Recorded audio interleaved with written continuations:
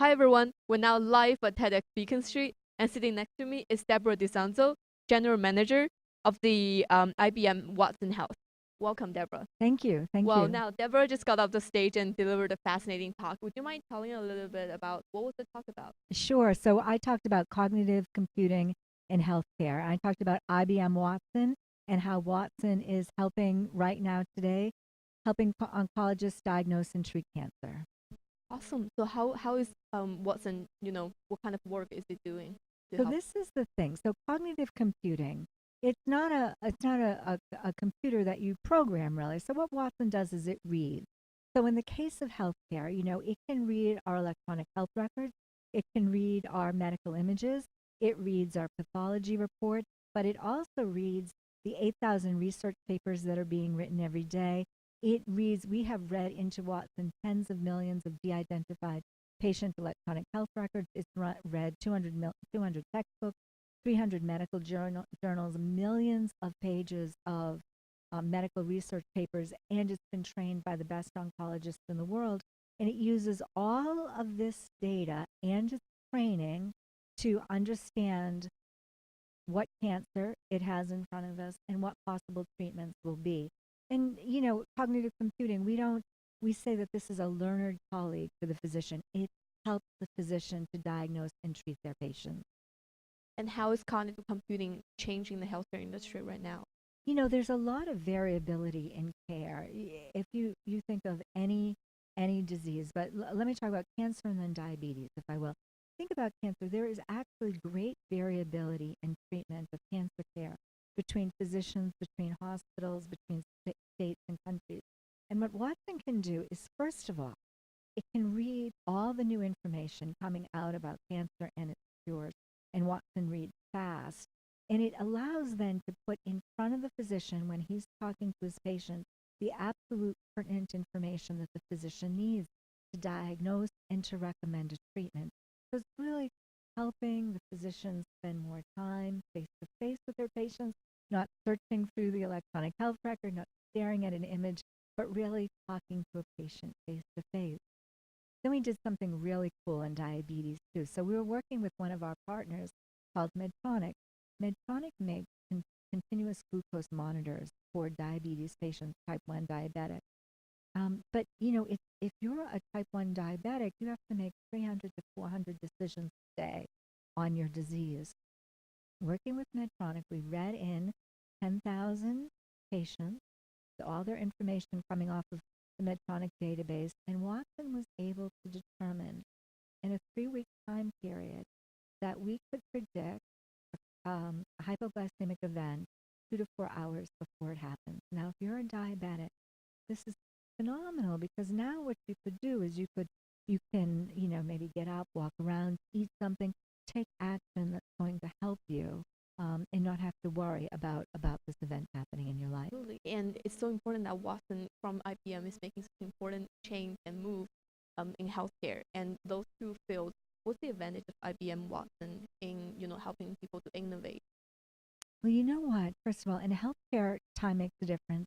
And also in this field, which is called machine learning or artificial intelligence, time makes a difference. Time makes a difference. So IBM actually started a decade ago reading in cardiovascular images, breast images, and in machine learning, the more you read in, the better you get, the better your algorithms get. We started 4 years ago and using Watson to help understand what cancers were there, and what the treatments were. And again, when we first started and we were teaching Watson about lung cancer, it took us 18 months. But now we're able to train on a cancer in about a month time frame. So the advantage here, I really think is one, IBM's been at this a while too. Watson really, really works well. And three, we have phenomenal people at IBM Watson Health who are really dedicated to helping save lives. Is it a combination of healthcare professionals and computer engineers? That's right. We have about 2,000 data scientists at IBM Watson Health, and we have about 5,000 people who've come both from IBM and from the healthcare industry. And you mentioned this field IBM started exploring 10 years ago. It did, yes. What are some of the challenges that you? Well, it is hard. Machine learning is hard. You have to we're going to release a solution for aortic stenosis. Aortic stenosis is the hardening of your aortic valve, and it's typically diagnosed in ultrasound images. But train a computer to read the ultrasound images to understand if aortic stenosis is there or not. It's really hard. So you have to focus on it. You have to get data. You have to get the right data. You have to get the right images, and you have to work at it. The great thing is that once you work at it and once you train Watson, he never forgets. He always remembers. So he'll be able to see the underlying aortic stenosis in an image. Oh, that's fascinating. And what are the you know, cost effectiveness of Watson, and how widespread is Watson right now? Let me go back to cancer again. The variability in cancer treatment is so large. I mean, literally, if you go to one oncologist and then another, you're likely to get very different treatment options for your cancer.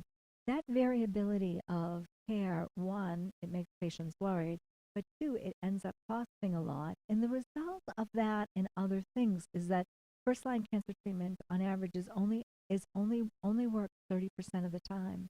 So what is the advantage? If we can get it to a place that we can recommend what the probable best treatments are for cancer, will reduce variability of care, will save lives, and will also help to lower the cost of healthcare. And if you were to think, 5 or 10 years down the road, what are some of the hopefuls that you would bring out to the audience? Yeah, this is my hope. 5, 10 years, when someone is diagnosed with cancer, we will be able to match a medicine directly to their cancer type, a medicine that will work specifically for their unique clinical and genetic makeup, their cancer's genetic makeup, and will have a high likelihood of success of having it work. And that, if we were talking about that precision of care and That's right. medicine, Precision medicine. Exactly. absolutely. Exactly. And I presume it can't be just one man's show of Watson. It has to be a lot of collaboration happening. Exactly. When Ginny Rometty started IBM Watson Health and IBM, she said, no one company can transform healthcare alone. We're very passionate about doing this in an ecosystem of partners.